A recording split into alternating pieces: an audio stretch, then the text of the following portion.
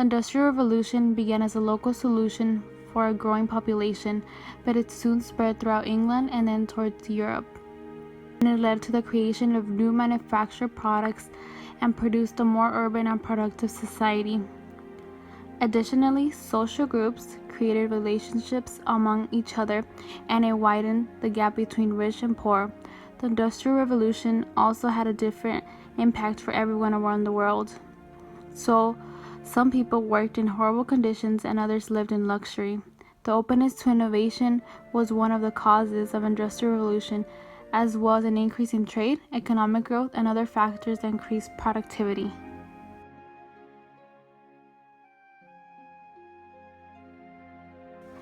Nine-year-old Violet Hodge wrote about her time working at a factory as a seamstress in a journal. An entry dated December 12, 1882 stated, "Today was going to be another tiring day as usual. I woke up at 4 a.m. to go to work at the factory, and our shifts would be done at 6 p.m. and some days I didn't have breaks." And Boyd stated that this was true for mostly everyone. People worked long days and there were few breaks. In addition, Violet talked about how she was paid less than the other young boys. She was paid 20 cents a day and the boys would get paid 25 cents to 30 cents. But she had to work to support her family, and if Violet and her siblings didn't work, their family would be homeless. In the journal entry, she also talked about how she was punished for not working, but she was just too tired to work. And we chose this primary source because it is a good representation of what kids had to go through during this time of change.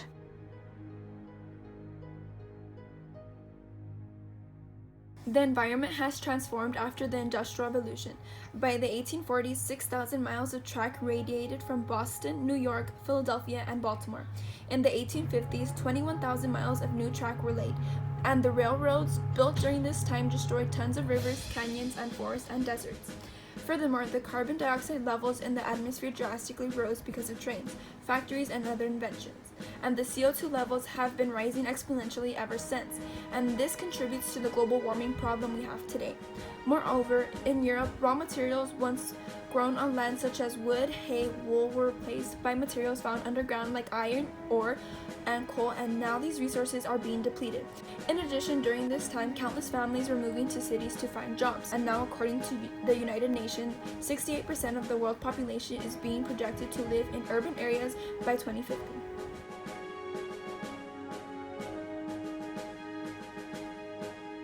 The Industrial Revolution had a huge impact on music. Mass production allowed for musical instruments to be enjoyed and available for everyone instead of a selected few. And this is because mass production made instruments cheaper.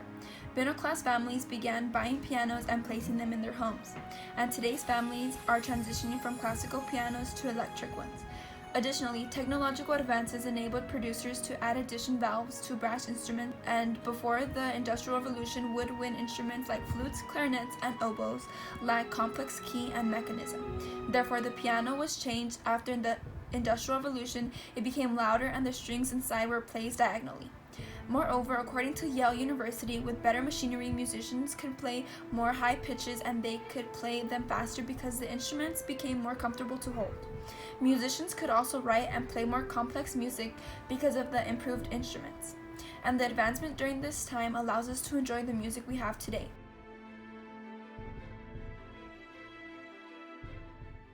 The Industrial Revolution brought about technological advances in transportation, communication, and productivity. The inventions that were created during this time shaped the world we live in today, and they continue to influence us.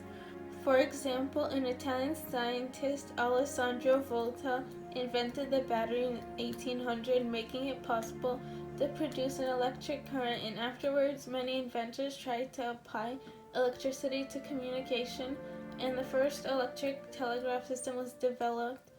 And now 77% of Americans have smartphones, and the battery is used in tons of things that we use today, like television remotes, cars, laptops, and cameras.